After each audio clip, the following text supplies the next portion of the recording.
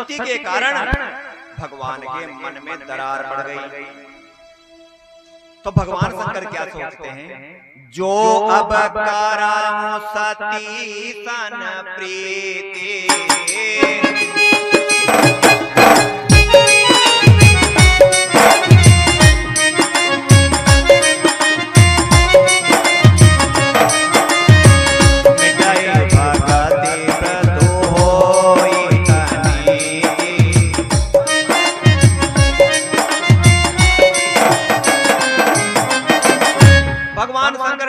मन विचार कर लिया कि सती ने कौन सा गलत काम किया।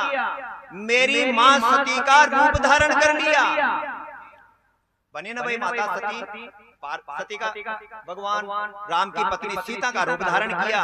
राम की पत्नी सीता को शंकर भगवान क्या मानते हैं, मां मानते हैं। और मेरी मां का रूप धारण कर लिया, इसका मतलब आज से ये मेरी मां हो गई।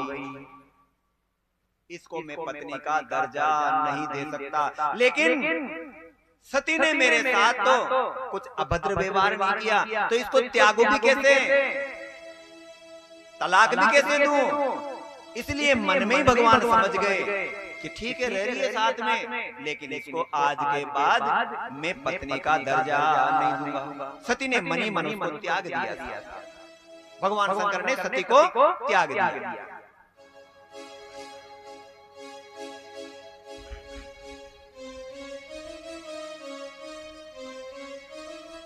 पति पत्नी का रिश्ता कैसा होता है, भगवान शंकर और माता सती के इस चरित्र से हमें समझना चाहिए।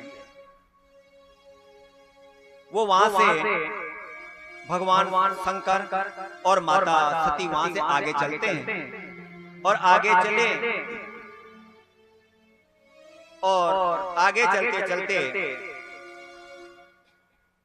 भगवान शंकर ने ये प्रतिज्ञा कर ली कि आज के बाद में इसको अपनी पत्नी नहीं मानूंगा। मन में सोचा ये, दुनिया से निकाल नहीं सती से कहा, लेकिन मन की बात को देवता जानते हैं।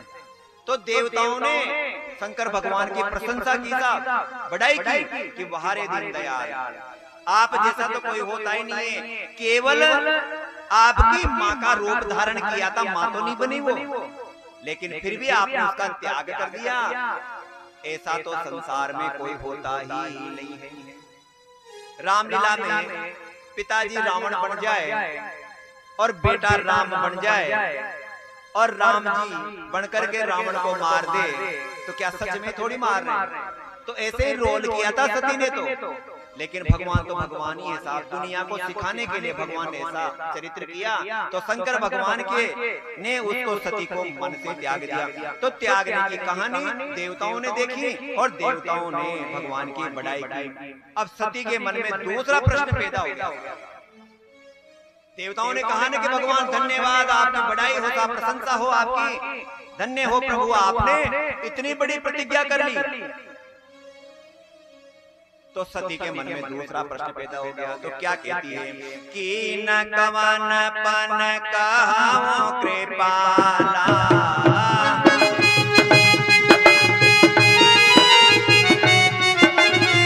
सतधाम प्रभु दीन दयाला।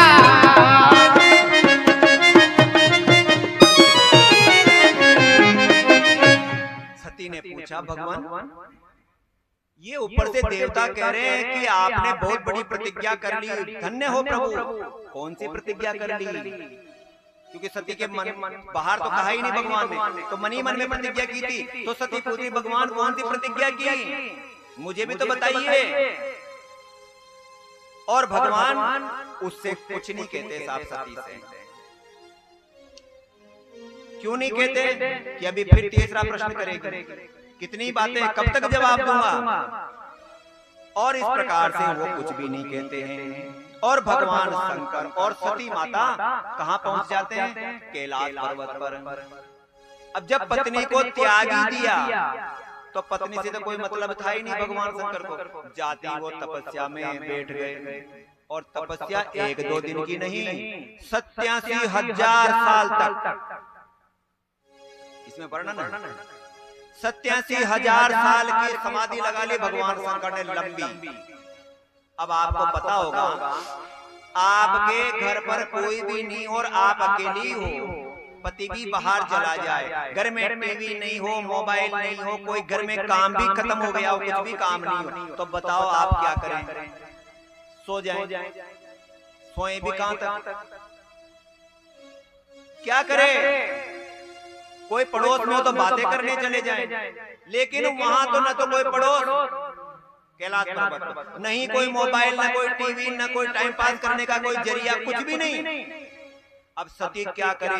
एक दिन का मामला नहीं है, 87,000 साल तब तक माता सती अकेली ही वहां पर बैठी बैठी करे तो क्या करे? और विचार कर रही है कि ऐसा तो नहीं है कि मेरे स्वामी ने मुझे त्याग दिया। और ऐसा सोचते सोचते सती के दिमाग में फिट बैठ गई बात कि मेरे स्वामी ने मुझे त्याग ही दिया है, इस कारण से इतनी लंबी समाधि लगा ली। और सती माता विचार कर रही है कि अगर मैं इतना बड़ा गुनाह नहीं करती तो आज ये नौबत नहीं आती। क्यों? पति के बिना जीवन किसी काम का नहीं है। बिन मूरत है सोना मंदिर, जिस तरह से भगवान के मंदिर को अच्छा बना दिया जाए, कितना ही भव्य बना दिया जाए, लेकिन अगर भगवान की मूरत नहीं है मंदिर में तो वह भगवान कैसा लगता है? जिस तरह से भगवान की मूरत नहीं हो, मंदिर किसी काम का नहीं लगता, इसी प्रकार से औरत का पति अगर नहीं है तो वो इसी प्रकार का मंदिर है कि बिन मूरत है सोना मंदिर और बिंदिया बिना लीलार, पति बिन सोना सब संसार, पति बिन सोना सब संसार।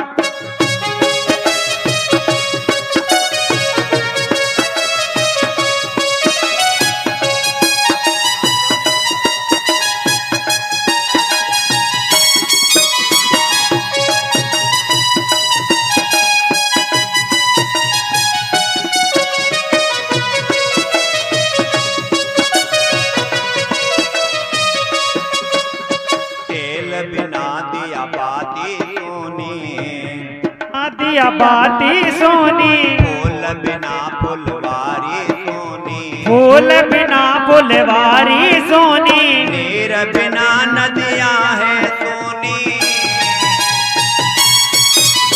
नीर बिना नदियां है सोनी, बिन बालक मेहता, पति बिन सोना सब संसार, पति बिन सोना सब संसार।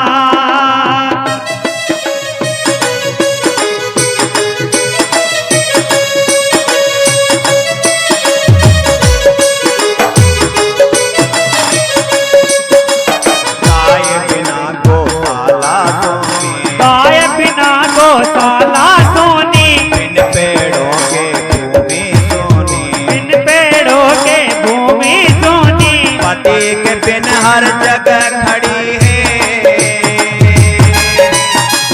पति के बिन हर जगह खड़ी है, नारी हो लाचार, पति बिन सोना सब संसार, पति बिन सोना सब संसार।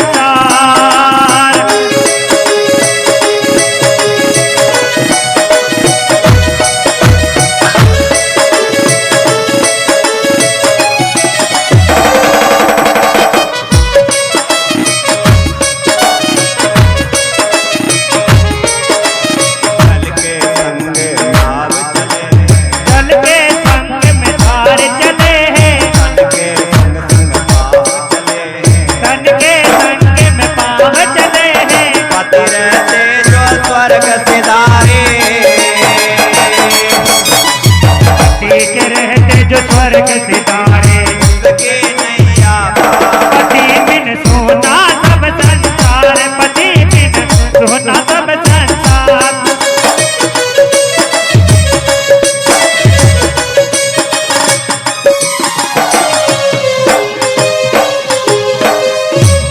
भजन तो लंबे चौड़े हैं पर इतना समय नहीं है साहब। और ये नाचने कूदने के भजन राम जी का विवाह तक ही है, इसके बाद में कहीं नहीं। और भजन ज्यादा लेंगे तो कथा अधूरी रह जाएगी। हमें कथा करनी है, भजन नहीं करनी। मेन बात ये है कि भगवान की कथा ज्यादा सुने। और आप कहो तो नाचना गाना चालू करो, मेरे हिसाब से भगवान की कथा ज्यादा जरूरी है।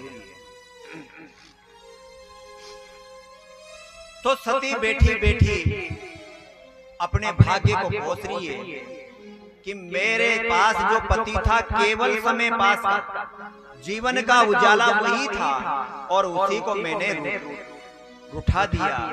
तो फिर यहाँ तो मेरे पास तो कोई है ही नहीं। तो पति के बिना जीवन में कुछ भी नहीं है। इस पूरे भजन में एक ही बात काम की है, क्या? जल के संग संग नाव चले हैं। पानी के बिल्कुल साथ साथ नाव चलती है, नीचे डूब करके नहीं चलती। हल्की फुल्की वजन के हिसाब से डूब जाती है, लेकिन अगर केवल नाव ही है तो वो बिल्कुल पानी के सहारे सहारे चलती है। तन के संग संग पांव चले हैं। हमारा जो शरीर है उसके साथ साथ में पांव चलते हैं। पति रहते जो स्वर्ग सिधारे, पति के मौजूद रहते हुए अगर पत्नी स्वर्ग सिधार जाती है, उसकी नैया पार, साहब उसका जीवन ही महान है। लेकिन ये सब परमात्मा की मर्जी होती है, किसी के हाथ की बात नहीं है। लेकिन इस भजन में सबसे बड़ी बात यही है कि पति अगर अपनी पत्नी को स्वयं मरघट कहते हैं ना, पनघट, पनघट कहते हैं जहां पर पानी मिलता है, और मरघट जहां पर मौत मिलती है। जहां पर जाया जाता है पानी भरने के लिए पनघट पर जाते हैं, और मौत के बाद में अपन भगवान मरघट नाम इसीलिए रखा गया। वो घाट कौन सा है? मरने के बाद जहां पर पहुंचती है पानी लेने के लिए, जहां पर पहुंचते वो है पनघट। इस तरह से पति के मौजूद रहते हुए पति स्वयं अपनी पत्नी को अपने कंधों पर लेकर के पहुंचा दे, तो बताया गया है कि उसकी नैया पार। इस भजन के हिसाब से बाकी सभी जीते हैं संसार में, ऐसी बात नहीं है। तो सती ने जब अपने पति को रूठा हुआ पाया, भक्ति में बैठा हुआ पाया, तो सती किसको याद कर रही है? उसी दयालु को याद कर रही है जिसने हमारे परिवार में दरार डाली। कौन था भाई? राम जी। कि उस राम को याद करने के चक्कर में मेरा जीवन बेकार हो गया, तो क्यों न मैं राम को वापस याद करूं, वही मेरे जीवन को वापस जोड़ दे। तो सती माता राम जी को याद करती है। क्या कहती है कि जो प्रभु दीन दयालु कहावा,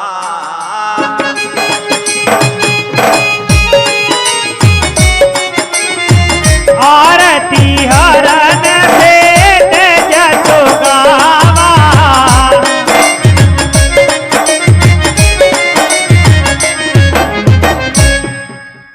तो सती हाथ जोड़ करके आंखों में पानी भर के रोते हुए, ये तो वही महसूस कर सकते साहब जिसका पति उसे त्याग दे। मर जाना अलग बात है, पति का मर जाना अलग बात है, वो विधाता की गति है।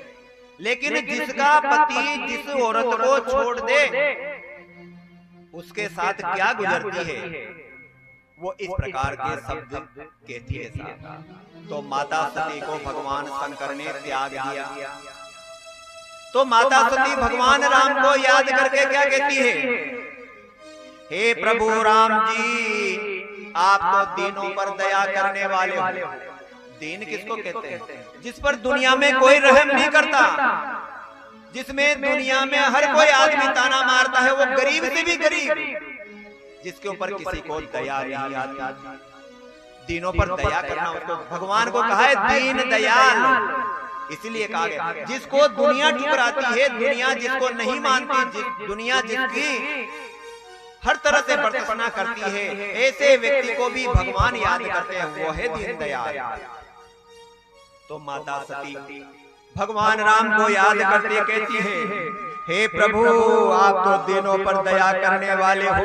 अरे दया के सागर, मेरी भी तो पुकार सुनो। आपका तो वेद यश गाते हैं, आप तो दुखों को हरने वाले हो नाथ। आपसे मेरी हाथ जोड़ करके अरदास है, मैं किससे जाकर अपनी प्रार्थना करूं, किसके पास जाकर अपना दुखड़ा सुनाऊं। हे मेरे गोविंद मेरी भी सुनो प्रभु की मेरा ये शरीर जल्दी से जल्दी छूट जावे। हे प्रभु मैं मरना चाहती हूँ, जबकि चाहती तो सती आत्महत्या कर लेती, लेकिन आत्महत्या करना सही नहीं है, पाप है। इतना अंत दुखी है वो, लेकिन फिर भी आत्महत्या नहीं करना। भगवान से कह रही है कि भगवान मेरी इतनी सी विनय सुनो, हे दयालु मेरी भी तो सुनो। जिस पत्नी को पति ने त्याग दिया हो, उसके दिल की कहानी कौन सुने, आप सुनने वाले हो। हे गोविंद मेरी भी सुनो। हे दीनानाथ पति के द्वारा त्यागने का दुख सहन नहीं होता, मन की बात करूं तो किससे करूं, अपने मन के टुकड़े को जाकर किससे सुनाऊं। जिनसे मैं बात कर सकती हूँ वह तो मुझे त्याग कर 87,000 साल के लिए तप करने बैठ गए। यहाँ संसार में किसे जाकर मैं अपने मन के टुकड़े को सुनाऊं। मैंने तो सुना है कि आप तो दयालु और घट घट की बात को जानने वाले हो। अगर मैंने जीवन में अच्छा कर्म किया है तो भगवान मेरी भी सुनो। क्या कह रही है सती, जो मोरे शिव चरण सनेवो,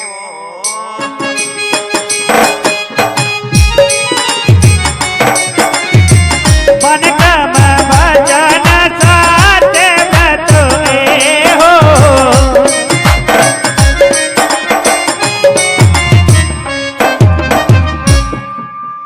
हे भगवान राम जी, यदि मैंने मेरे जीवन में मेरे पति शंकर जी को सच्चे मन से पुकारा हो, सच्चे मन से सेवा की हो, तो हे दीनानाथ मेरी इतनी सी अरदास सुनो। ऐसा कोई उपाय कीजिए जिससे मेरा यह शरीर छूट जावे। इस तरह रोते बिलखते माता सती रात दिन भगवान राम को याद करती है, और ऐसे करते करते तपस्या करते भगवान शंकर की और माता सती की 87,000 साल की उम्र गुजर जाती है। क्योंकि योग मिलाना तो परमात्मा के हाथ में है। और उसी समय राम नाम शिव सुमिरन लागे,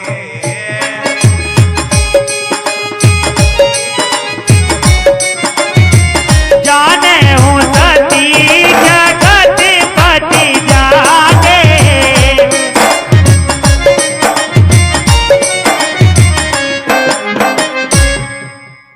जो ही शंकर भगवान की समाधि टूटी, समाधि टूटते ही भगवान शंकर ने कहा राम राम राम राम राम कहते ही सती ने समझ लिया स्वामी की समाधि टूट गई, मतलब उनकी तपस्या पूरी हो गई। और वो दौड़ करके भगवान शंकर के पास पहुंचती है, और भगवान के शंकर के पास पहुंच करके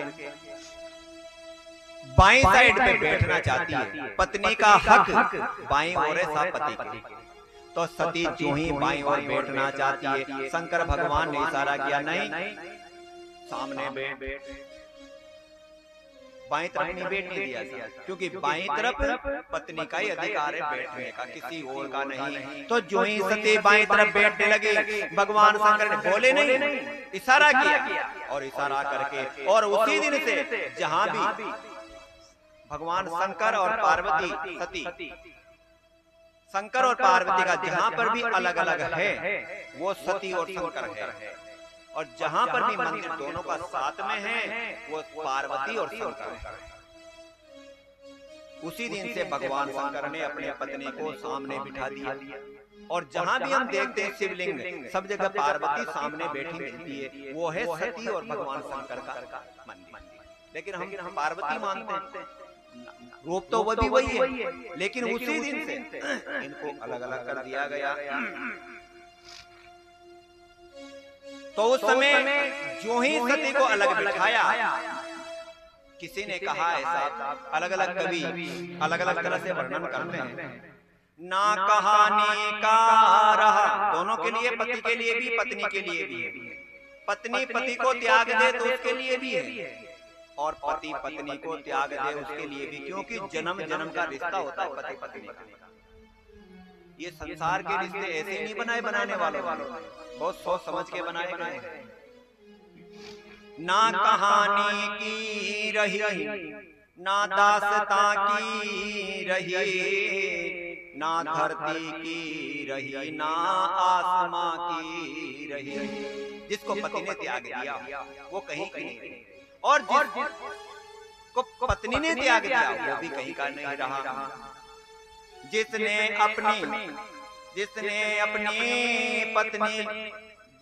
अपनी पत्नी को ठुकरा दिया या पति को ठुकरा दिया, वो यहाँ का रहा न वहाँ का रहा। सिर्फ पति पत्नी का रिश्ता ही ऐसा होता है, कुछ को छोड़कर, जो एक दूसरे की इन तीन बातों, पति पत्नी में अगर सच्चा प्रेम है, अगर आज पति गुमसुम बैठा है तो उसके पीछे क्या कारण है वो पत्नी समझ जाती है। और आज पत्नी रूठी हुई है, बिना कुछ कहे पति समझ जाता है आज कुछ गड़बड़। अगर सच्चा प्रेम है तो, और सच्चा प्रेम नहीं है तो कहने के बाद भी समझ में नहीं आती बात। इस तरह से तीन बातें जीवन में अगर सच्चा प्रेम है तो पति पत्नी के आपस में एक दूसरे के समझ में आ जाती है। क्या क्या है? पहली बात है, मेरे पति आज चेहरा उतरा हुआ है लेकिन मुस्कुरा रहे हैं, क्यों? इसका कारण बिना कहे जान जाती है। पहला तो सच्चा प्रेम हो तो। दूसरा, आज पति प्रसन्न है लेकिन गुस्सा कर रहे हैं, क्यों? इसका कारण भी पति या पत्नी आपस में एक दूसरे की समझ जाते हैं। और कितनी भी हंसी खुशी हो या कितना भी दुख हो, चुप बैठे हैं, क्यों बैठे हैं? अगर ये तीन चीजें पति पत्नी की या पत्नी पति की समझ जाए तो समझो सच्चा प्रेम है उन दोनों के जोड़े के बीच में। वरना संसार में सभी पति पत्नी है साहब, ऐसी बात नहीं है। लेकिन सच्चा प्रेम लाखों में एक दो में मिलता है, जिनके बीच कभी लड़ाई नहीं होती। ऐसे होते हैं पति पत्नी का रिश्ता। उसी समय की बात है कि दक्ष नाम के प्रजापति पैदा हुए, जिनको प्रजापति बना दिया गया। अब तक जो ग्रंथ मैंने पढ़े इसके हिसाब से बता रहा हूं, हो सकता है किसी ग्रंथ में और भी वर्णन हो। अब तक 6 प्रजापति बनाए ब्रह्मा जी ने, मेरे जो पढ़ने में आया। अब तक ब्रह्मा जी ने, वहां तक की बात है, भगवान शंकर के उस समय की बात है। अब तक 6 प्रजापति बनाए भगवान ने, जिनमें से पहले बने मरीचि ऋषि, दूसरे नंबर पे बनाया अत्रि ऋषि को, तीसरे नंबर पे बनाया अंगिरा ऋषि को, चौथे नंबर पे बनाया पुलस्त्य ऋषि को, जो रावण के खानदान के थे। इसके बाद में बनाया पुलह ऋषि को, इसके बाद में बनाया क्रतु ऋषि। इस तरह से ये प्रजापति हुए। इसके बाद में जब दक्ष प्रजापति बने, दक्ष को बना दिया। इसके बाद तो दक्ष को जब प्रजापति बनाया, इतने ऋषियों को तो कभी अभिमान नहीं हुआ, लेकिन दक्ष ऋषि को, दक्ष राजा को अभिमान हो गया साहब। और अभिमान आना स्वाभाविक, किसी पास 1 करोड़ रुपए हो जाए जिसमें अपने आप को समझने लग जाता है, अरे करोड़ की तो छोड़ो, लाख में आदमी माता ही नहीं साहब। तो इसको तो प्रजापति बना दिया। प्रजापति का मतलब प्रजा का स्वामी, धरती का ही नहीं, तीनों लोगों का। कोई भी बात होती इससे पूछते, निर्णय इससे करवाते, देवताओं की भी सभा का न्याय यही होता। इस प्रकार से इनको प्रजापति बनाने से अभिमान हो गया। और अभिमान होने के कारण क्या है? नहीं को अस जन्मा जग माई,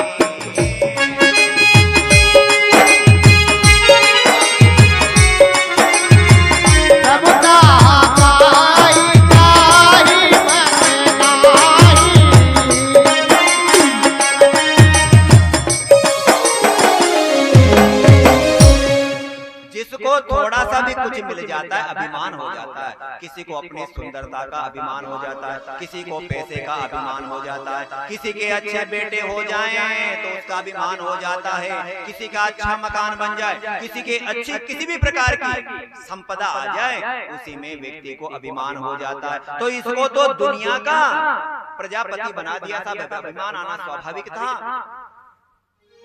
नहीं, तुलसीदास जी ने कहा है नहीं को अस जन्मा को नहीं, संसार में ऐसा कोई व्यक्ति नहीं जन्मा जिसको प्रभुता मिलने के बाद अभिमान नहीं आया। संसार में हर किसी को आ जाता है। तो भगवान शंकर को और भगवान विष्णु को और भगवान ब्रह्मा जी को इस रामचरित्र के हिसाब से तो तीन व्यक्तियों को एक बार यज्ञ किया। दक्ष राजा ने इन तीनों व्यक्तियों को निमंत्रण नहीं दिया। जो सर्वे सर्वा शक्तियां हैं ब्रह्मा विष्णु महेश, रामचरित्र मानस के हिसाब से इन तीनों को निमंत्रण नहीं दिया दक्ष राजा। जबकि दक्ष को प्रजापति किसने बनाया? इन्होंने ही तो बनाया। लेकिन फिर भी अभिमानवश कि देखिए क्या कर लेंगे हमारा, और ऐसा सोच करके इन्होंने निमंत्रण दिया साहब दक्ष राजा ने। किनको? ब्रह्मा विष्णु महेश को। इस रामचरित्र के हिसाब से एक रामायण में तो केवल शंकर जी को ही निमंत्रण नहीं दिया, लेकिन इस रामचरित्र मानस के अंदर इसकी चौपाई है साहब। विष्णु बिरंचे महेश बिहाई,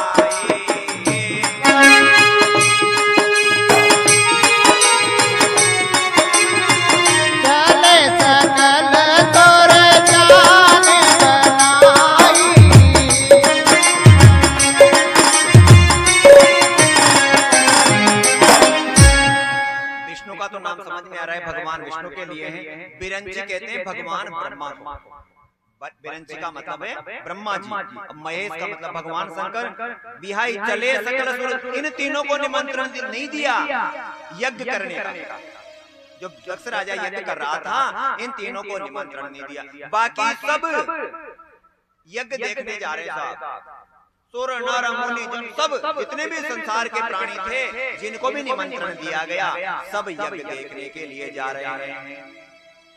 अब सबसे पहले बात ये समझो, ये संसार की बात है, वो तो भगवान की बात है, देवताओं की बात है। अगर किसी घर में शादी हो रही हो या कोई बढ़िया अच्छा कार्यक्रम हो रहा हो, शुभ काम हो रहा हो, और एक भाई के कार्यक्रम हो दूसरे को भाई ने नहीं बुलाया हो, वो लड़ाई है दोनों भाइयों की। लेकिन पड़ोसी मजा लेते हैं, उसके पास जाएंगे, बुलायो बुलायो, जाया मैं तो ना आयो, दूसरा के पास जाओ, क्यों न क्यों बुलाया ही कौन। होता है मतलब संसार का रिवाज। ऐसे संसार में एक दूसरे की खिल्ली उड़ाते हैं, लड़ाई हो रही है, उस लड़ाई को बुझाने की कोशिश कोई नहीं करता। कोशिश ये करते हैं इनके बीच में ये दरार बनी रहे, मिलना नहीं चाहिए। हर कोई व्यक्ति यही चाहता है कि किसी भी भाई के बीच में दरार बनी रहे। जब तो कहा है कब्बार पड़ गयो भाया मां, पटलाई रगे लुगाया मां, कमाई रगे नाया मां, बखो पड़ गयो गाया मां। भाइयों के बीच में जो बैर से खटे को, भाई जैसा दुश्मन भी नहीं और भाई जैसा अपना भी नहीं है। अगर भाई को अपना समझकर चलो तो भाई के बराबर कोई अपना नहीं है साहब। अगर किसी के बीच में कोई भाई को मार रहा हो तो दुनिया का कोई भी दोस्त या दुनिया के मिलने वाले रिश्ते नातेदार तलवारों के बीच में नहीं कूदेंगे साहब। कूदेगा तो भाई कूदेगा, चाहे वो कमजोरी हो। भाई का मुकाबला दुनिया में नहीं है। भाई जितना बेरी भी नहीं है, कितने ही उदाहरण हैं। इसलिए जीवन में भाई को बेरी मत बनाओ। जितनी भी परिस्थितियां उनको भूलो, भूल करके भाई को अपने मन में तो हृदय से लगाए रखो। ये तकरार दुनियादारी की है। जिसने भी भाई से बैर किया मौत के घाट उतर गया। रावण ने विभीषण से बैर किया, बाली ने सुग्रीव से बैर किया, कौरवों ने पांडवों से बैर किया। ये भाई के ये ग्रंथ कहते हैं साहब। ये भाई से दुश्मनी का कारण है। इसलिए जीवन में ध्यान रखिए, कैसा भी है, कम ले लिया ज्यादा ले लिया, लड़ाई काहे की होती है? इस संसार की चीजों की, मकान की, जमीन की, यही तो लड़ाई है। किसी के कम आ गया, ज्यादा आ गया, अगर आदमी सोच ले, विश्वास कर ले, देने वाला तो वो है। इस प्रॉपर्टी से क्या होगा? अगर विश्वास करके बैठ गए, एक भाई के पास सब कुछ है, एक भाई को कुछ भी नहीं मिला, तो क्या वो भाई मर जाएगा? वही रोड पे आएगा जो सब कुछ लेके बैठे हैं। रावण आया रोड पे, कौरव आए रोड पर, बाली आया। ये दुनिया का उदाहरण है। देने वाला विधाता है, दुनिया क्या दे सकती है? क्या लेंगे दुनिया से? इसलिए विश्वास उस पर करो और अपना भाई जैसा भी है उसको मान। ठीक है भैया, तेरी मर्जी, कोई बात नहीं, तू खुश रह। जो आदमी ऐसा सोच लेता है उसके जीवन में कभी अंधेरा नहीं आता। पांडवों ने भगवान से दोस्ती कर ली और कौरवों को छोड़ दिया। भाई चलो भाई, तुम खाना चाहो खाओ। भगवान कृष्ण ने साथ दिया और जिंदगी में कौरवों को वो मिला, पांडवों को वो मिला जो कौरव सपने में भी नहीं देख सकते थे साहब। बाली ने सपने में भी नहीं सोचा होगा कि मेरा भाई सुग्रीव मुझे मार देगा। लेकिन जो भगवान का भरोसा कर लेता है, सुग्रीव ने भगवान राम का भरोसा किया कि भगवान आप चाहो तो राज दिला दो, नहीं तो कोई बात नहीं। और रावण को देख, विभीषण ने भगवान की शरणागति प्राप्त कर ली। तो जीवन में जो भगवान का भरोसा करके दुनियादारी को छोड़ देता है कि चलो कोई बात नहीं, उसके जीवन में कभी अकाल नहीं पड़ता साहब। वो दिनों दिन प्रोग्रेस करेगा। लेकिन जो सब कुछ लेकर के बैठा है अभिमानवश, उसके जीवन में अंधेरा होना निश्चित है, कोई बचा ही नहीं सकता, क्योंकि अभिमानी का सिर नीचा होता है। तो प्रजापति ने नहीं बुलाया साहब ब्रह्मा विष्णु महेश को। बात आती है कि दुनिया में दो भाइयों के बीच लड़ाई हो जाती है तो पड़ोसी मजा लेने के लिए तैयार हो जाते हैं। तो यहाँ पर भी देवता रस्तों तो बली वहां सोच, लेकिन अपने विमानों को यहाँ से निकाला। कहां से? जहां पर भगवान शंकर और सती रहते थे। ज्यादा ऊपर से नहीं, नीचे से सती को दिखे साहब कौन जा रहे हैं। सती पूछती है, स्वामी कौन जा रहे हैं? कि ये फला देव है। क्यों जा रहे हैं, कहाँ जा रहे हैं? तेरे पिताजी के यहाँ यज्ञ का कार्यक्रम है। और साहब स्त्री सब कुछ सहन कर सकती है, पिताजी का निमंत्रण नहीं आवे ये सहन नहीं होता। देवर निमंत्रण नहीं दे चल जाता है, जेठ निमंत्रण नहीं दे चल जाता है, पिताजी ने निमंत्रण नहीं दिया, ये सहन नहीं होता। तो सती माता भगवान शंकर से कहती है कि स्वामी मेरे पति कि स्वामी मेरे पिता ने निमंत्रण नहीं दिया। क्यों नहीं दिया होगा? हो सकता है भूल गए हो, ये बहाना है। नहीं तो बेटी को भूलेंगे क्या? नहीं भूलते, लेकिन ये बहाना है बचने का। तो सती ने कहा हो सकता है मेरे पिताजी भूल गए यज्ञ के कार्यक्रम में, इसलिए निमंत्रण नहीं दिया हो।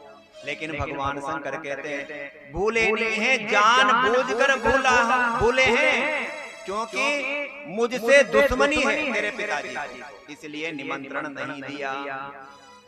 अब तो फिर क्या करना चाहिए? ये सब जा रहे हैं भगवान, मैं भी चली जाऊं? तो भगवान शंकर कहते हैं कि चली जा, लेकिन 3 व्यक्तियों के घर पर बिना निमंत्रण चले जाना चाहिए। ये रामायण एक ऐसा ग्रंथ है साहब, जीवन जीने का तरीका सिखाता है। इस रामायण को आप घर में पढ़ो, जीवन ही सुधर जाता है। राम कथा अपने मंदिर में हुई थी, वहां भी यही बात बताई मैंने बार बार, क्योंकि इस ग्रंथ को पढ़ने से जीवन में सफलता मिलती है। आप परीक्षा करके देखिए इस रामायण की, अपने घर में रोजाना रामायण कीजिए, 1 साल के बाद में जो मांगोगे मिल जाएगा। ये साक्षात भगवान राम है, इसको पढ़ के देखिए, जीवन जीने का तरीका सिखाती है रामायण। आप पढ़ो और हिंदी अर्थ सहित पढ़ो, आपको लगेगा कि सच में जीवन जीने का तरीका है। तो जब सती ने कहा कि प्रभु मैं चली जाऊं, आपका आदेश हो जाए, तो शंकर भगवान ने कहा 3 व्यक्तियों की यहाँ बिना निमंत्रण चले जाना चाहिए। किन किन के? यद्यपि मित्र प्रभु पितु गुरु के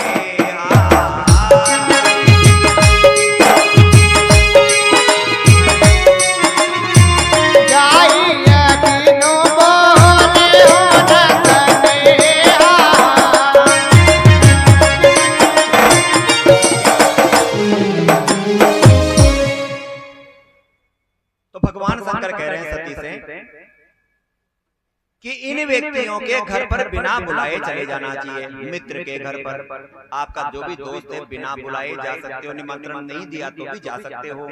भगवान के दरबार में, भगवान के घर पर भी, यहाँ कथा बैठ रही है, ये भगवान का दरबार है, यहाँ निमंत्रण देने की जरूरत नहीं पड़ती कि कोई निमंत्रण दे तो कथा सुनने चले। नहीं साहब, ये सबका अधिकार है, बैठकर सुन सकते हो।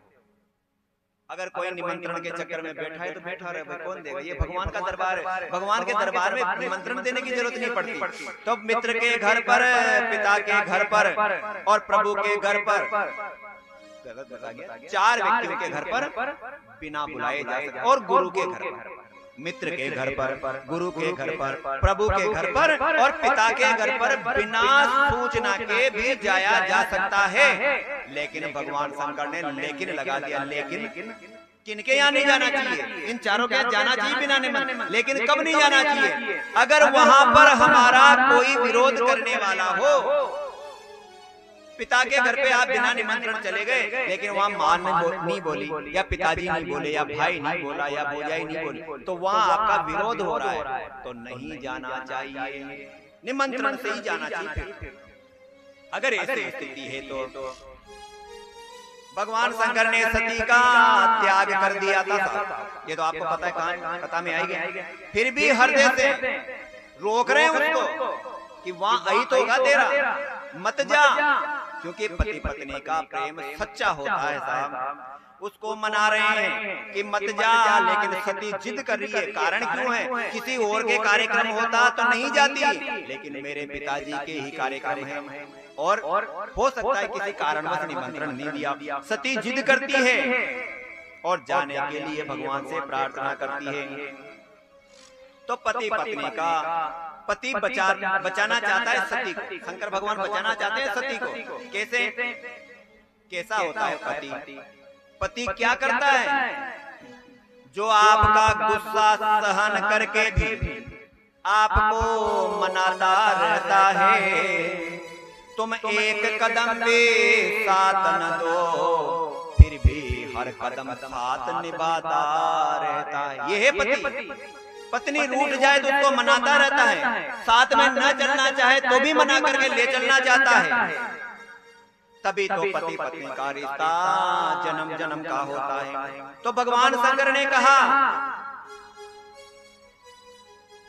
कि सती मानो मेरी बात और मत जाओ, लेकिन सती नहीं मानती और जबरदस्ती वहां से रवाना हो जाती। कहाँ जाती है? अपने पिता के यहाँ। अब कहते ना अपनी भाषा में कि मौत खींच लाओ। हम रहने वाले बांसी के हैं, अगर हमारी मौत दिल्ली में लिख रही है तो हम दिल्ली में पहुंचेंगे। कैसे पहुंचेंगे? परमात्मा पहुंचाएगा। अगर हमारी मौत वहां लिखी है तो बहुत से व्यक्ति मर जाते हैं बाहर, तो हम कहते हैं उनकी मौत खींच लेगी, कहावत है ना साहब। तो इस तरह से मौत बुलाती है, तो सती को मौत बुला रही है। वहां सती की मौत होने जा रही है, तो सती को वहां बुला रही है। अब मौत कैसे बुलाती? एक दृष्टांत से समझो, ध्यान से समझना।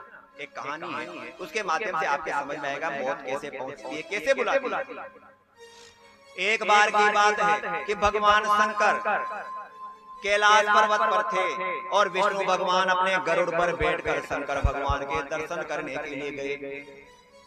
भगवान विष्णु गरुड़ पर बैठकर शंकर भगवान के दर्शन करने के लिए कहाँ पहुंचे? कैलाश। तो कैलाश पर्वत के नीचे तलहटी में, पर्वत तो ऊपर है, नीचे गरुड़ को वहीं छोड़ दिया कि गरुड़ तुम यहीं रुको, मैं दर्शन करके आता हूँ। गरुड़ को वहीं छोड़ दिया और भगवान शंकर के दर्शन करने के लिए विष्णु जी ऊपर चले गए। उसी समय यमराज को पता लगा कि आज भगवान शंकर और विष्णु एक ही जगह मिलेंगे, तो क्यों नहीं मैं भी दोनों के एक साथ दर्शन करूं।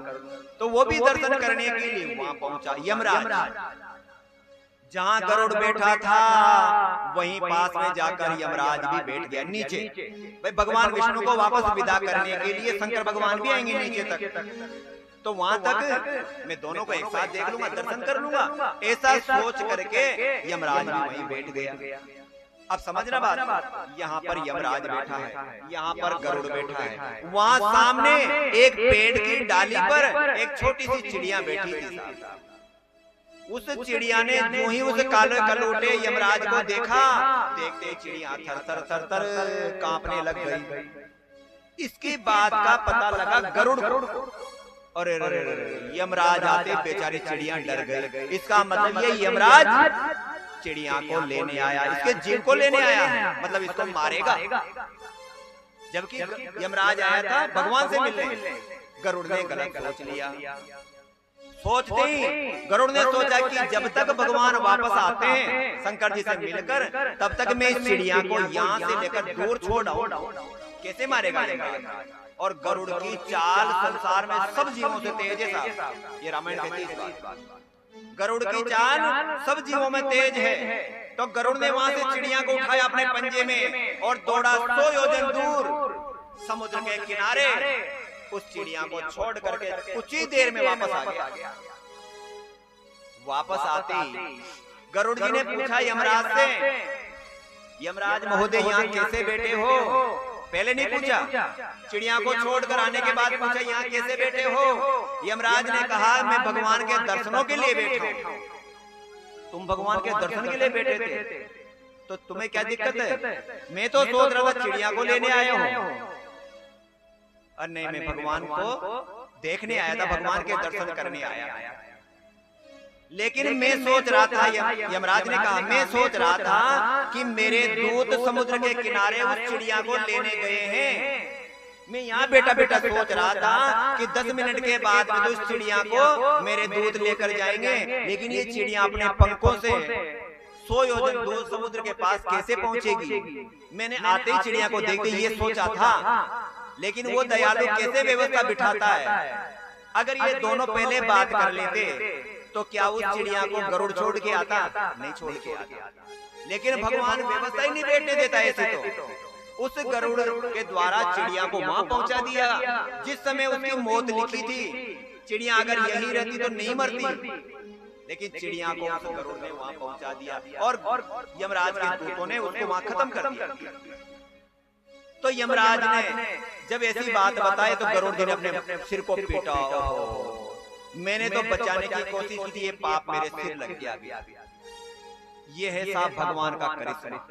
मौत जहां लिखी है किसी के टाले नहीं टलती। आप कहीं भी छिप जाओ, वो अपने आप ढूंढ लेगी अपने शिकार का।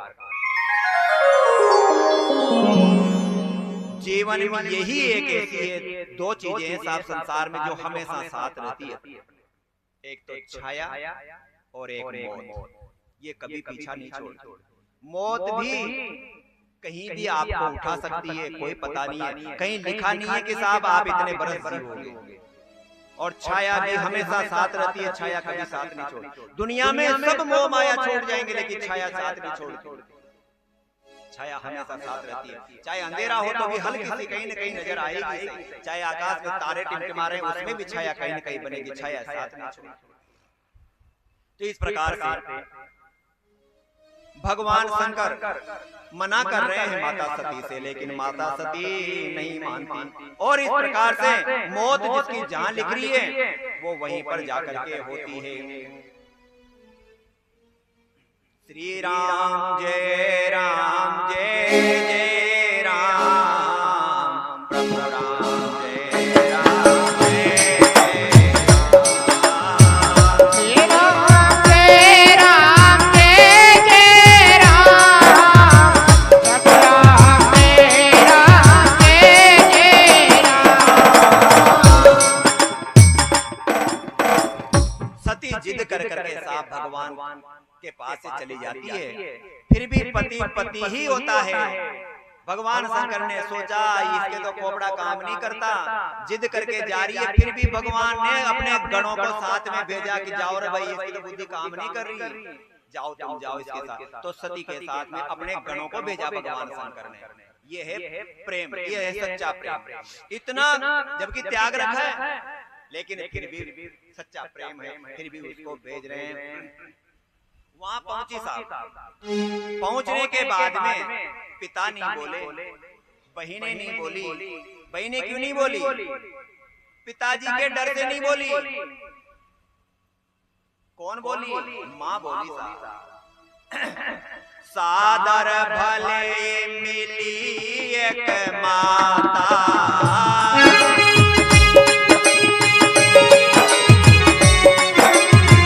भक्ति मिले बहुत मुस्काता,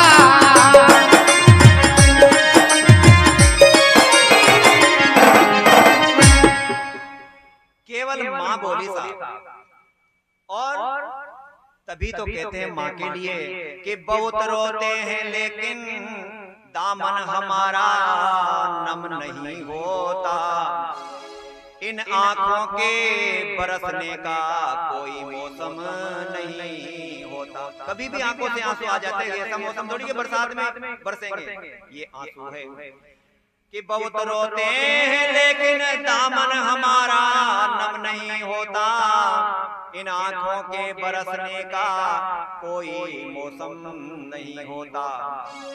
हम अपने दुश्मनों के बीच में भी महफूज रहता हूँ, मैं अपने दुश्मनों के बीच में भी महफूज रहता हूँ, क्योंकि मेरी माँ की दुआओं का खजाना कम नहीं होता। माँ पृथ्वी है, माँ को कितना बड़ा बताया। माँ पृथ्वी है, गगन है, जगत है और ये सृष्टि की धूरी है। माँ के बिना इस सृष्टि की कल्पना अधूरी है। माँ नहीं हो तो संसार आगे चलेगा ही नहीं, जहाँ का जहाँ रुक जाएगा। माँ का महत्व दुनिया में कम नहीं हो सकता और माँ जैसा दुनिया में कोई हो भी नहीं सकता। और माता सती से उनकी माँ बोलती है और बोल करके सती अंदर जाती है यज्ञशाला में, जा करके देखती है तो ब्रह्मा विष्णु महेश का कोई सिंहासन नहीं था साहब। जैसे मान लो कोई बड़ा अधिकारी आना हो तो उनको लेट आए तो भी जगह खाली रहती है साहब। ये प्रधान साहब की, ये सरपंच साहब की रखते हैं ना, पड़ा मेन सीटों को अलग खाली रखते हैं, लेकिन वहाँ ब्रह्मा विष्णु महेश की सीट खाली नहीं थी। सती ने जाकर देखा, सब बड़े बड़े विद्वान देवता ऋषि मुनि सब बैठे हैं, लेकिन वहां पर भगवान इन तीनों का सिंहासन नहीं है। नहीं देखते पहले सती को गुस्सा आ जाता है और क्या कहती है, इतना दुख तो सती को पिताजी ने निमंत्रण नहीं दिया, शंकर के पास से रूठ करके आई वो भी नहीं आया, और नहीं भगवान शंकर ने त्यागा तब इतना गुस्सा आया। आज जो भगवान अपने पति का अपमान होते देखा तब आया। बेटी को निमंत्रण दे दिया जाए और बेटी के पति दामाद को निमंत्रण दे दिया जाए तो उस बेटी को कभी भी इस पीहर में नहीं आना चाहिए, क्योंकि पहले अधिकार दामाद का है। बेटी को बुला लिया जाए, अपनी खुशी से नहीं जाए अलग बात है, ये रिवाज है और इस कथा से शिक्षा मिलती है। वहां निमंत्रण नहीं दिया लेकिन सीट तो खाली होनी चाहिए थी उनका। अगर सती ने कहा था ना कि निमंत्रण भूल गए होंगे, अगर भूल गए होते तो कम से कम जगह तो खाली होती। जगह खाली नहीं थे, सती को गुस्सा आ गया। सती को याद आई कि मेरे स्वामी ने मुझसे खूब मना किया था, लेकिन फिर भी मैं नहीं मानी।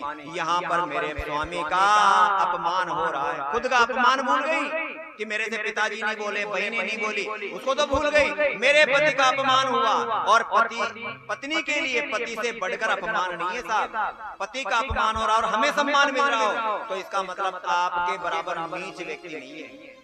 अपने सम्मान को लेके बैठे और पति का अपमान हो रहा हो तो फिर आपका जीना धिक्कार है। पहले सम्मान पति का हो, फिर हमारा सम्मान हो, तो ही हमारा जीवन सार्थक है।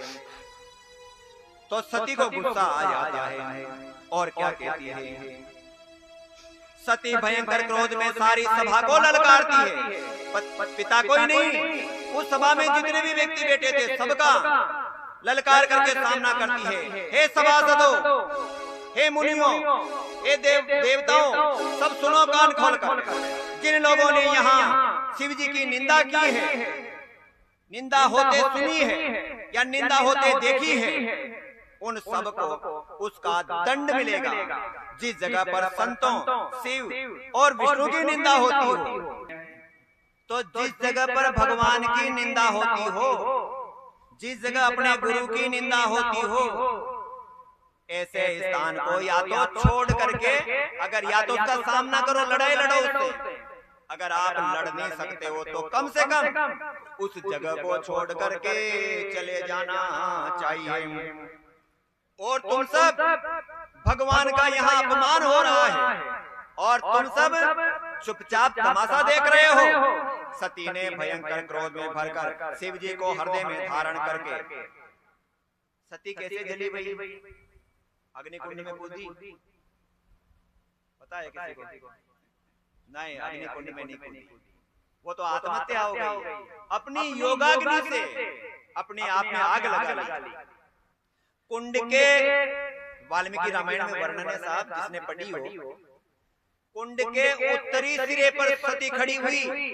जो कुंड था, हवन कुंड, उसके उत्तरी भाग में, जैसे ये हवन कुंड है, उत्तरी भाग ही हुआ, उत्तरी भाग में खड़ी हुई और अपनी योगाग्नि से, जो पतिव्रता नारियां होती है, अपने शरीर में अपने आप आग लगा सकती है। जो पहले सतियां होती थी, उन सतियों को आग नहीं लगाई जाती थी, अपने पति को गोद में लेकर के उस आग में, उसमें लकड़ियों पर बैठ जाती थी और कहती थी, सत्य है, सत्य है, सत्य है। मैंने जीवन में अगर अच्छा पुण्य किया है, मेरे पति के अलावा किसी को नहीं देखा हो, तो अग्नि प्रकट हो जाए और अपने शरीर से अपने आप अग्नि प्रकट हो जाती। वो बनती थी सतियां। हर कोई औरतें सती थोड़ी बनती थी, मैं किसी को मूर्ति बना के बैठा दिया और सती बना दिया, ऐसे नहीं बनती थी सतियां। जो अपनी श्रद्धा से जीवन में किसी भी पुरुष को नहीं देखती थी, वो नारियां सती बनती थी। और आज हम जिनको सतियां कहकर के पुकारते हैं, वो सतियां साधारण औरतें नहीं थी, वो महान सतियां थी, बहुत बड़ी देवियां थी जो सतियां बनी। तो उस हाहाकार, जो ही सती ने अपने शरीर को जलाया योगाग्नि द्वारा, तो वहां पर बैठे सब लोगों ने देखा। और मर जाए तो कोई दिक्कत नहीं थी, लेकिन राजा की बेटी, जिसके यज्ञ हो रहा है, उसकी बेटी मर गई, तो सब त्राही मच गया, हाहाकार मच गया। सती का मरण देकर शिव जी के गणों ने यज्ञ का विध्वंस कर दिया। जो गण साथ में गए थे, उन्होंने उस यज्ञ को तहस नहस कर दिया। और जब शिव जी को समाचार मिले, तो उन्होंने वीरभद्र नाम के व्यक्ति को भेजा। वीरभद्र कौन था, है किसी को याद? भगवान शंकर ने अपनी जटा में से बाल निकाला, बाल तोड़ा जटा में से और नीचे फेंका। फेंकते वीरभद्र इस बाल का बना और इसको आदेश दिया, जाओ और जा करके जिसने मेरी पत्नी को जलने के लिए मजबूर कर दिया, उस यज्ञ को विध्वंस कर दो। और जाकर के वीरभद्र जाता है और जाकर के उसको, जिसने भी भगवान शंकर का अपमान किया, उन सबको दंड देते हैं और दंड दे करके वहां से वापस आते हैं। माता पार्वती की कथा तुम शुरू आज नहीं करेंगे, क्योंकि समय बच रहा है 10 मिनट, क्योंकि कथा अधूरी नहीं रहनी चाहिए, जहां तक भी करें उसको पूरी करें। तो माता सती, ये एक दृष्टांत तो तुलसीदास जी ने लिखा है इसमें कि माता सती इस प्रकार से जिद करती थी, लेकिन वो आए दिन ही जिद करती थी। एक दिन की बात नहीं है, सती आए दिन ही जिद करती थी। कैसे जिद करती थी? एक बार भगवान शंकर और सती माता संसार का भ्रमण करने गए। सती ने जिद की, किस बात की? कि भगवान आप तो तपस्या में बैठ जाते हो, मैं किससे बात करूं, किससे मिलूं? आप आज तपस्या से उठे हो, चलो मुझे दुनिया की सैर कराओ। तो भगवान शंकर और माता सती आकाश मार्ग से दुनिया को देखते हुए जा रहे हैं। अब ये कहानी कैसे पैदा हुई देखिए साहब कि 3 लोक में घूमने निकले और निकले भोलानाथ। अरे सुनो सुनो रे भाई लोगों, सती मात के साथ सते संग ले शंकर जी एक डगर के बीच में आए। यूं ही निकल रहे थे एक जंगल में, सती को नजर, अरे भगवान रुको रुको रुको रुको। शंकर ने कहा क्या हुआ? यहाँ नीचे उतरेंगे। दोनों नीचे उतरे कि सते संग ले शंकर जी एक डगर के बीच में आए। उसे डगर के छटा देखकर शंकर वचन सुनाए। इसको कहते हैं पंच हताई रे, मान सती मेरी मान। इसको कहते हैं पंच हताई रे,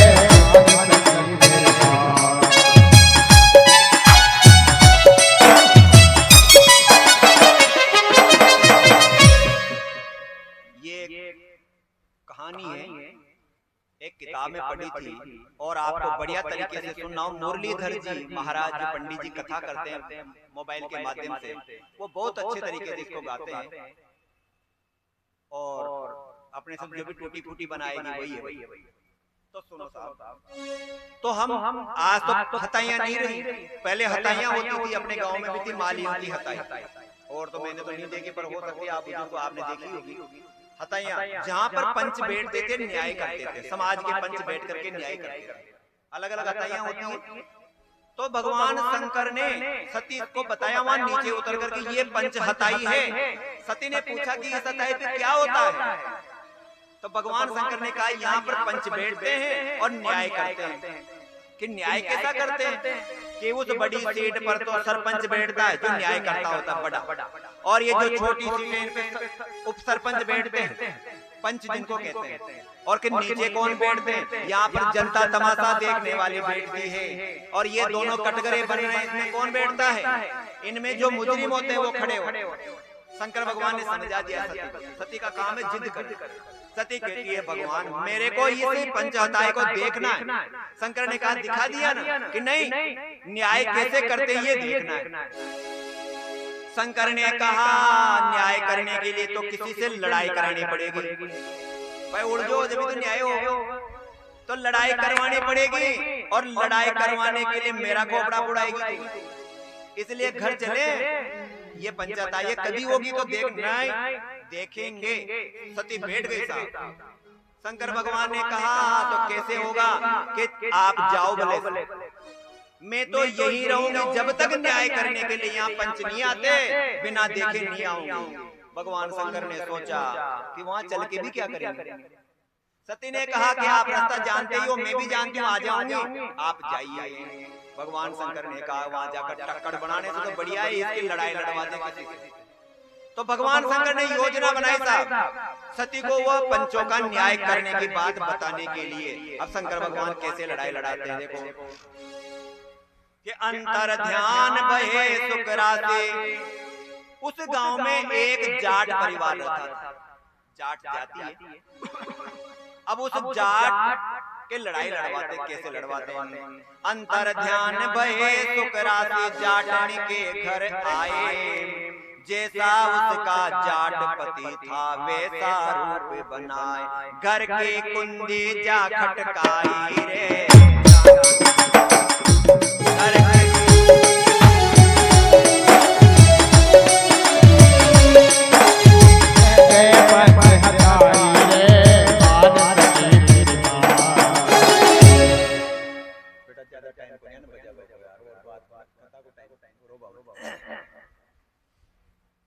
जल्दी मत करना, 10 मिनट का, इसके बाद आरती करेंगे।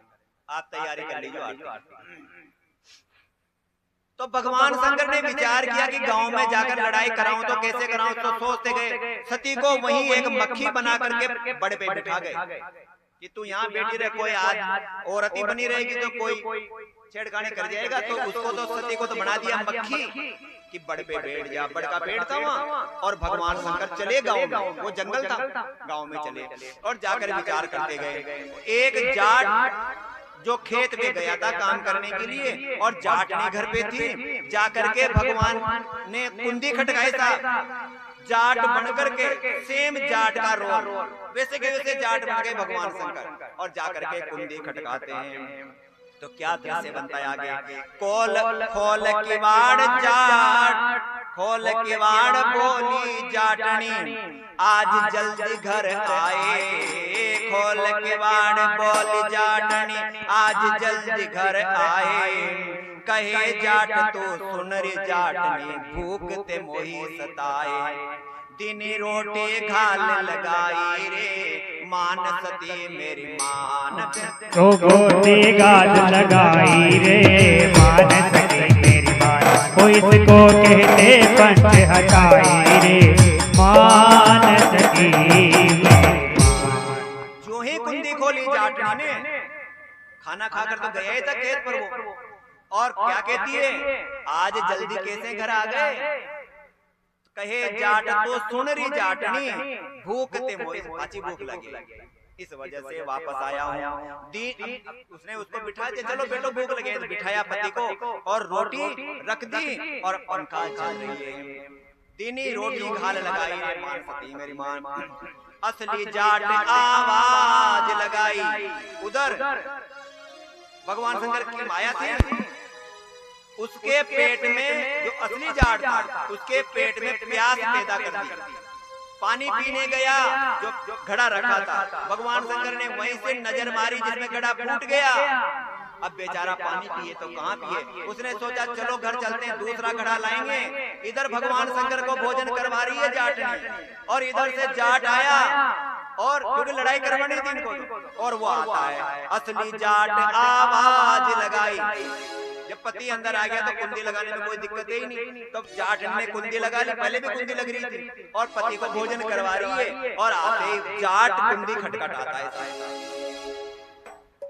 जाट कुंडी खटकाता है, असली जाट आवाज लगाई, अरे उठ जाटनी उठ, प्यास के मारे गला सूख रहा, ला पानी को घूंट, प्यास के मारे गला सूख रहा है, जल्दी से पानी ला, लेकिन वो तो अपने पति को भोजन करवा रही है, वो क्यों सुने दूसरे, तो वो जल्दी से आती नहीं है जाटनी, लेकिन पति की आवाज तो समझती थी, बाहर से भी आवाज आ रही है वही पति की आवाज तो हजारों में पहचानी जा सकती है, और अंदर भी पति, तो वो घबरा गई, पति को भोजन करवा रही और पति की आवाज बाहर से आ रही है, जाटन भीतर ते घबराई रे, मान सती मारी मान, जाटन भीतर से घबराई रे, मान सती मेरी मान, कोई इसको कहते पंच हटाई रे, मान सती मेरी मान। जाटनी ने दरवाजा खोला था, कौन है रे, पति बाहर, यूं देखे यूं देखे यूं देखे यूं देखे, शंकर भगवान कहते हैं कौन है, कहीं बोलो बोलो, वो कैसे कहे कि पति है, अगर ऐसा कहे कोई औरत पति सामने खड़ा और की कहते कि ये भी पति है, तो साहब घर में लड़ाई होनी है, वो कैसे कहते कि बाहर भी पति है, वो कुछ नहीं बोली, शंकर भगवान उठकर आते हैं, वो बाहर खड़ा है, शंकर अंदर खड़े हैं, शंकर कहते कौन है रे तू, तो अपना नाम बताता है कि मैं धन्ना जाट, तू धन्ना जाट में, शंकर भगवान कहते हैं तू कहेगा धन्ना जाट है कि मैं हूँ, कि नहीं, चल बता तेरे कितने बच्चे हैं, मेरे 3 बच्चे 4 बच्चे जो भी थे, शंकर भगवान तो अंतर्यामी तो सब जानते थे, उन्होंने भी कह दिया इतने बच्चे, ये सब प्रकार से सारी कहानियां वो की वही मिल गई, मिलते ही पहले समस्या पैदा हो गई, और दोनों गुत्थम गुत्था लड़ने लग गए, दोनों जाट ये, और लड़ते लड़ते गांव वाले इकट्ठे हो गए, और गांव वाले इकट्ठे होते ही पहले गांव वालों ने कहा कि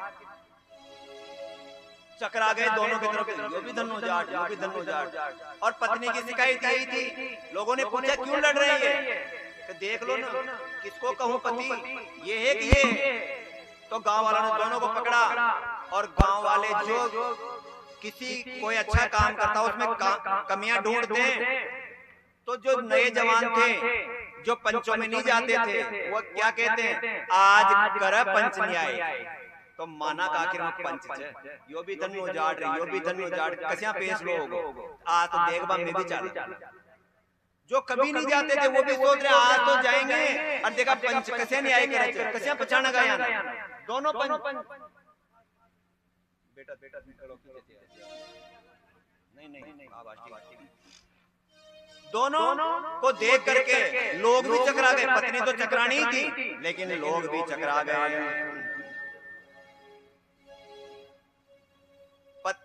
पति का नाम था धनाने सोचंदा इस गीत के हिसाब से।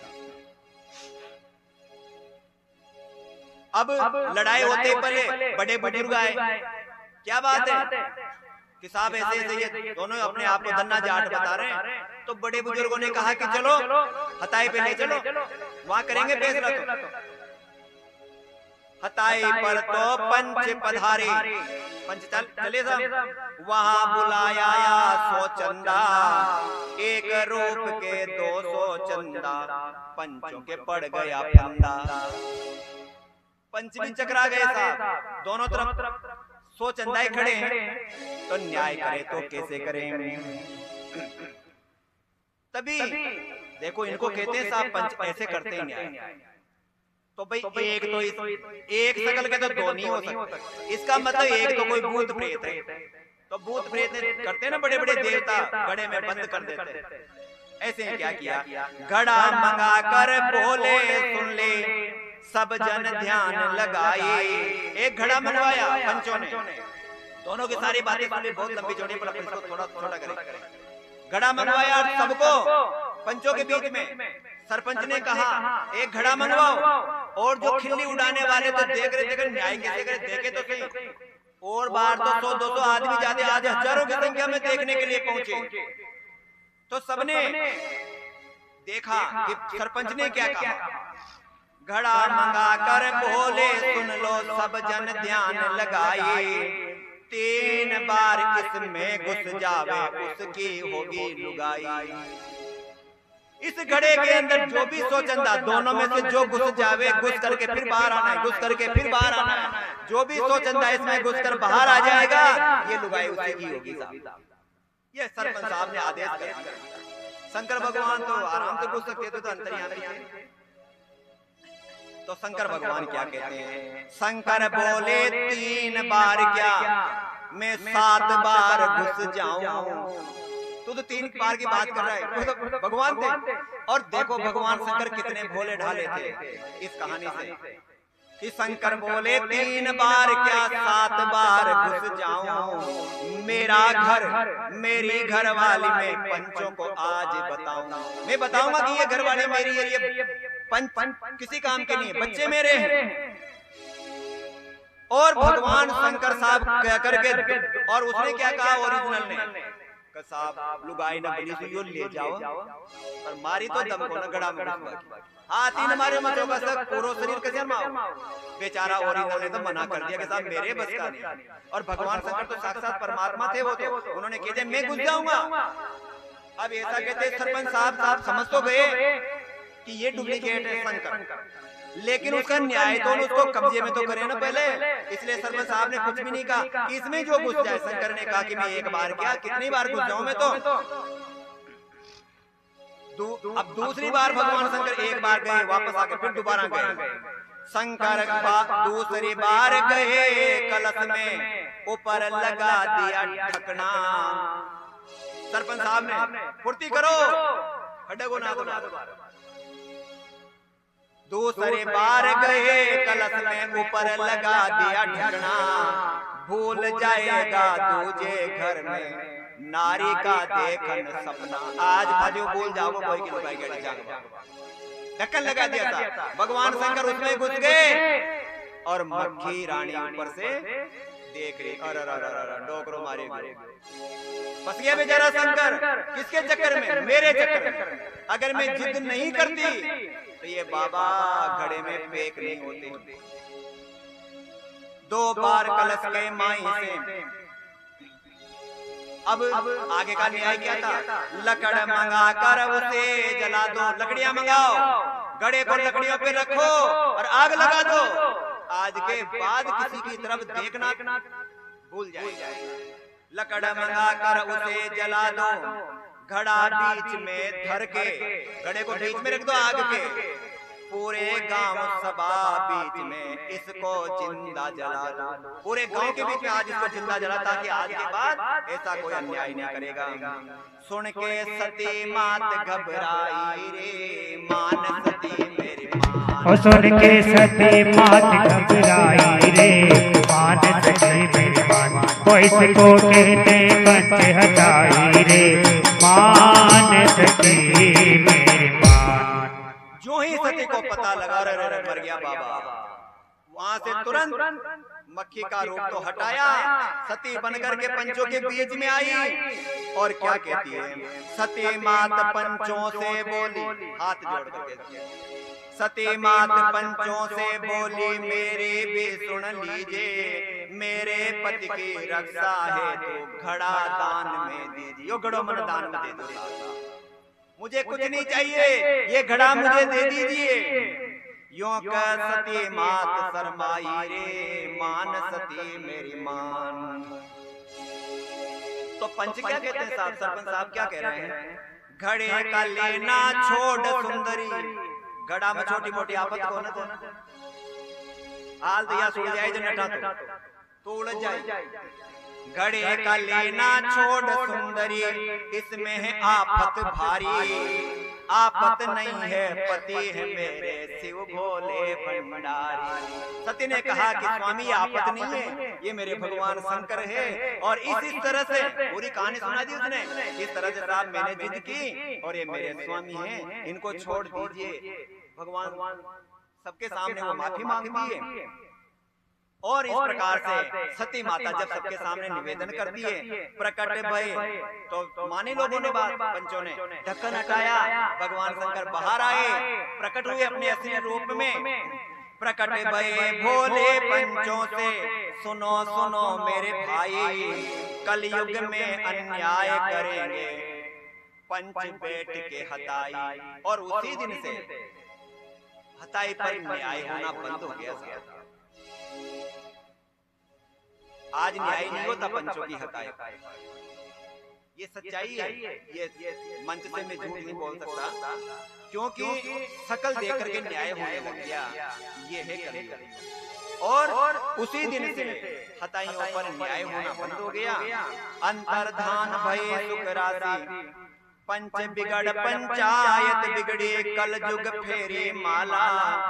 क्या क्या गलत हो रहा है, कन्या दलाली रिश्वत खोरी, झूठी नहीं गोपाल, कविता बिल्कुल सही बनाई रे, मान सती मेरी मान। कविता बिल्कुल सही बनाई रे, मान सती मेरी मान। वो इसको कहते पंच हटाई रे, मान सती मेरी मान। वो इसको कहते पंच हटाई रे, मान सती मेरी मान। बोलो सियावर रामचंद्र भगवान की जय। कथा का समय से 4:30 बजे का ही, इसके चक्कर में हम 10 मिनट लेट हो। पूरा होने का टाइम 4:30 बजे का ही रहेगा। कल कथा में माता पार्वती का जन्म होगा, भगवान शंकर से उनका विवाह।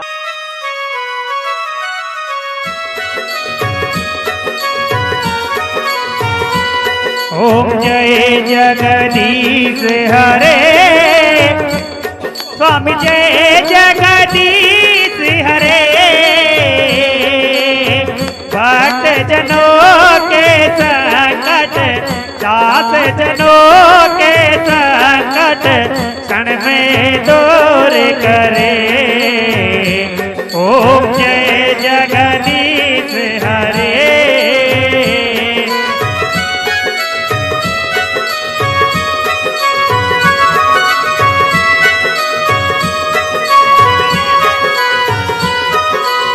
जो त्यागे फल पावे, दुख बिन से मन का, होता में दुख बिन जीवन का।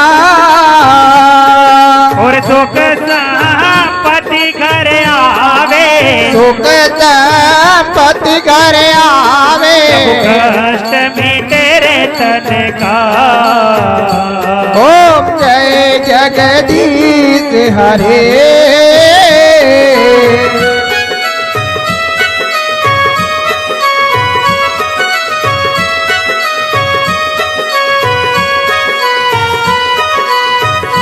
मात पिता तुम मेरे, हो। शरण जाऊं मैं किसकी।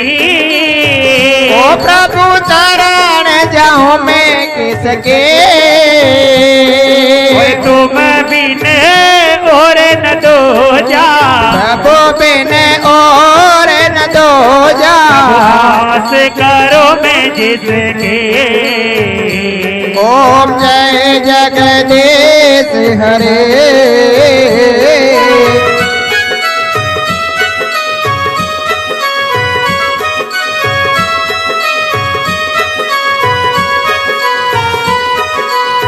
तुम पूर्ण परमात्मा तुम अंतर्यामी। ओ प्रभु तुम अंतर्यामी। प्रभु पार ब्रह्म परमेश्वर, पार ब्रह्म परमेश्वर। तुम सबके स्वामी। ओम जय जगदीश हरे।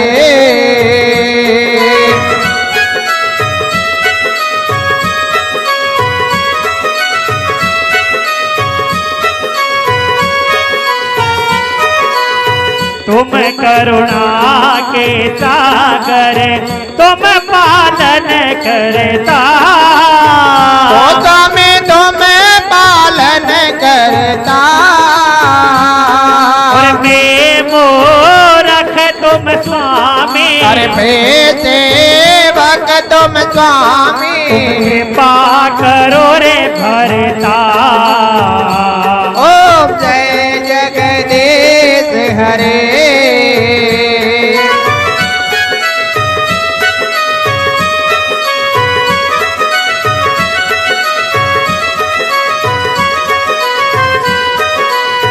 तुम हो एक अगोचर सबके प्राणपति। ओ प्रभु सबके प्राणपति। किस विधि मिलू मैं दया माए। किस विधि मिला हो कृपा में। तुमको मैं कुमति। ओम जय जगदीश हरे।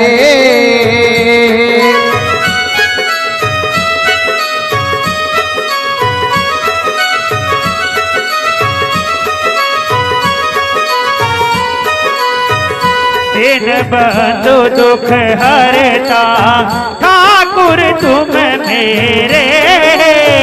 ओ प्रभु रक्षक तुम मेरे। तुम अपने हाथ उठाओ। प्रभु करुणा दरस दिखाओ। द्वार पड़ा रे तेरे। ओम जय जगदीश हरे।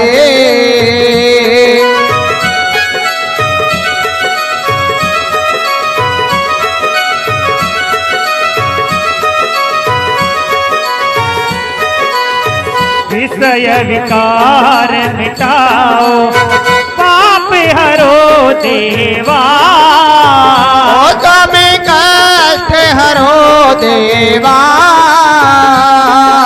श्रद्धा भक्ति बढ़ाओ।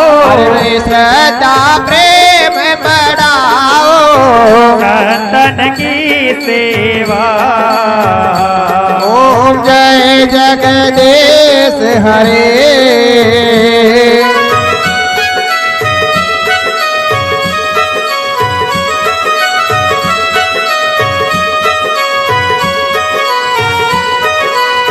तन मन धन यह जीवन सब कुछ है रे तेरा। ओ स्वामी सब कुछ है तेरा। और तेरा तुझको अर्पण। प्रभु जी का प्रभु जी को अर्पण। क्या लागे मेरा। ओम जय जगदीश हरे।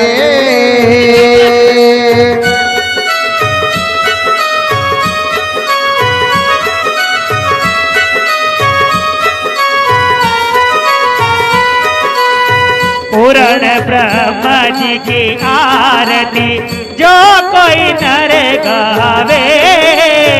ओ प्रभु प्रेम सहित गावे। और कहत शिवानंद स्वामी रटत उमानंद स्वामी मन वांछित फल पावे। ओम जय जगदीश हरे।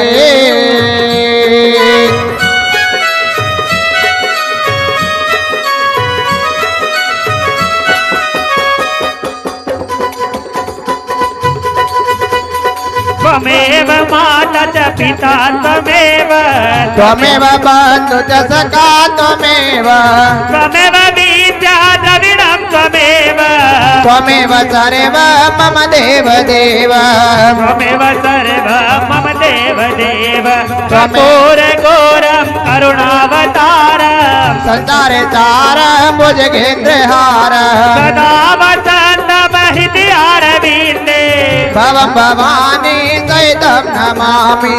भवं भवानी सहितं नमामि। अरे भवं भवानी सहितं नमामि। भवं भवानी सहितं नमामि।